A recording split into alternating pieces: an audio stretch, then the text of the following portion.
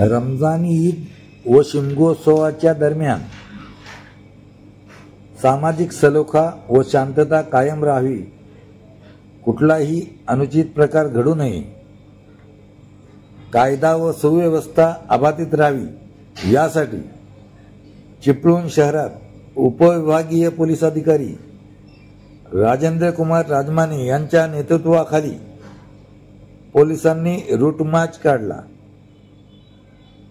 चिपळूणचे police निरीक्षक फुलचंद मेंगडे व बहुसंख्य पोलीस या रूट मार्च मध्ये सहभागी झाले होते।